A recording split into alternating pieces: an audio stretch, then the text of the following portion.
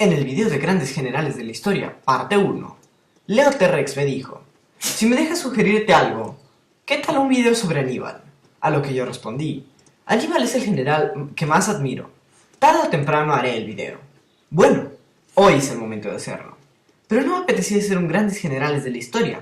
Quería hacer una batalla, de modo que escogí la batalla de Canas, una de las batallas más grandes del mundo antiguo.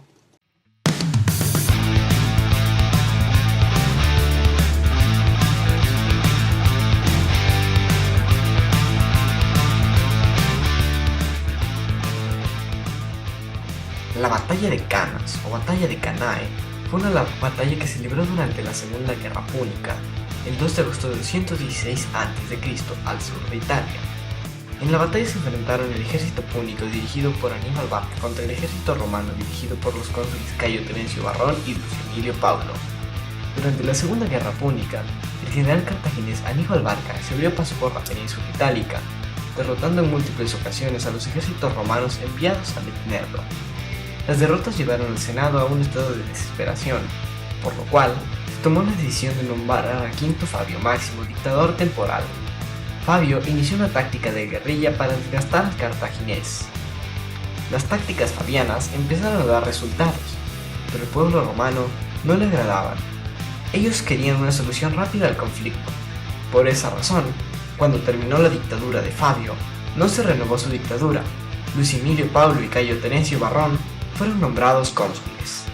Entonces se levantó el mayor ejército romano reunido hasta la fecha. Ya que el Senado no quería que nadie fuera demasiado poderoso, se dispuso que el mando del ejército se turnaría un día a Varrón y al siguiente día a Emilio. En la primavera del 216 a.C., Aníbal decidió tomar la ciudad de Canas, en Apulia, una gran reserva de suministros. Con la toma de la ciudad, no solo se perdieron los suministros, todo el distrito cayó ante el control púnico. El ejército romano finalmente llegó hasta los alrededores de Canas. Se estableció a unos 10 kilómetros del campamento de Aníbal.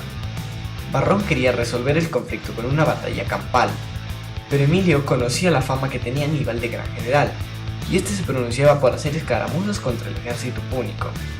Pero al parecer, el general cartaginés conocía de esto y le sacaría provecho. El ejército romano era claramente superior al cartaginés. En una ocasión, el oficial púnico Gisgo mencionó el gran tamaño de este ejército, a lo que Aníbal respondió: otra cosa que se te ha pasado, Gisgo. Es todavía más sorprendente que aunque haya tantos de ellos, no hay ninguno entre todos ellos que se llame Gisgo. Prueba de lo confiado que estaba el general Aníbal antes de la batalla.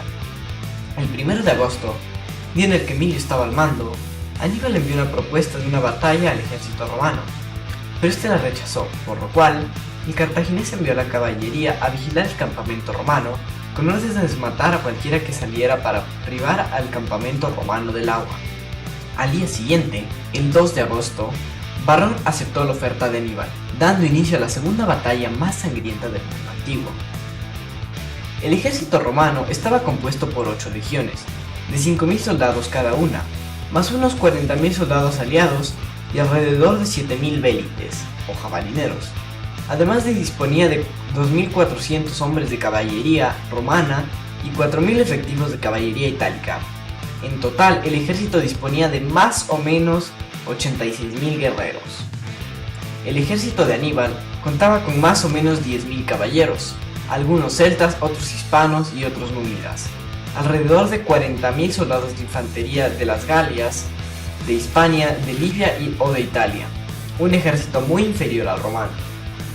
Varrón decidió montar la batalla en un lugar totalmente plano, ya que Aníbal poseía más caballería y esto hubiese sido una ventaja para el ejército púnico si la batalla se hubiese librado en un lugar inclinado.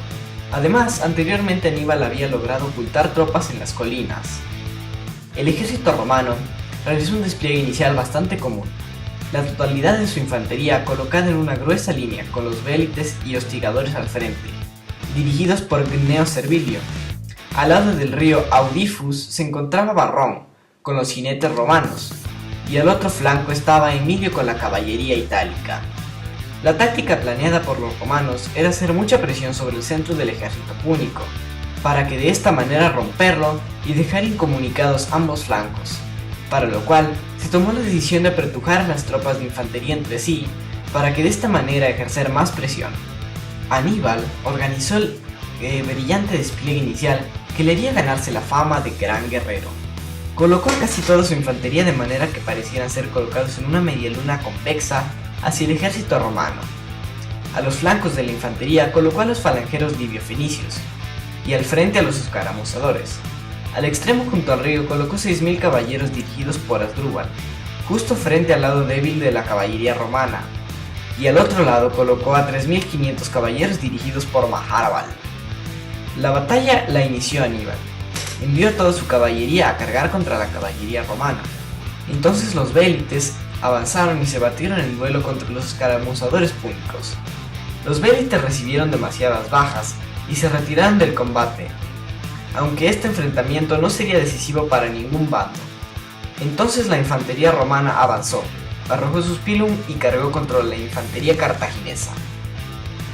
Mientras tanto, la caballería de Asdrúbal derrotó a la de Barrón e inmediatamente acudió a ayudar a la caballería de Maharbal, derrotando así también a la caballería de Emilio Paulo, quien murió en combate.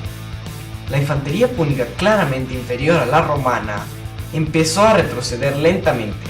Los romanos, al creer que estaban venciendo, los persiguieron, pero esto era parte de un elaborado plan.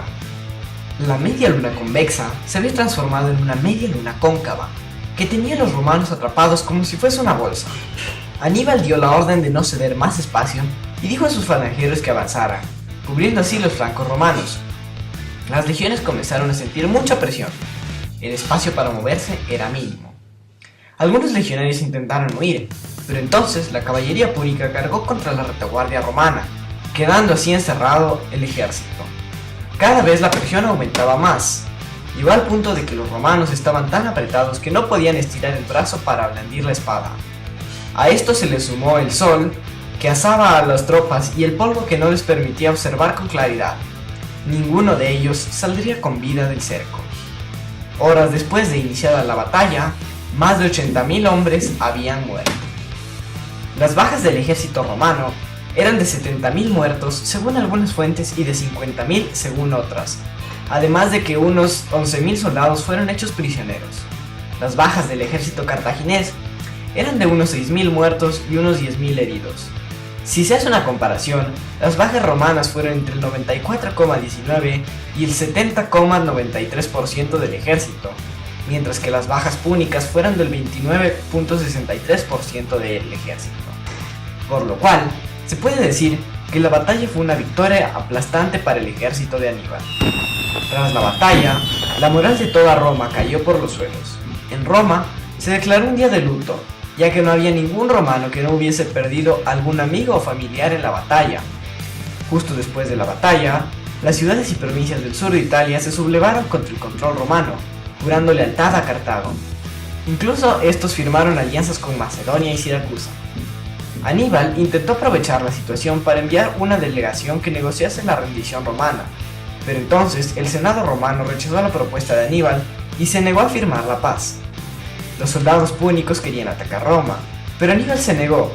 No se sabe con certeza los motivos de esta decisión, pero seguramente consideraba la empresa demasiado peligrosa. Entonces fue cuando el comandante de caballería Maharbal le dijo a Aníbal: verdaderamente los dioses no han querido dar todas las virtudes a una misma persona.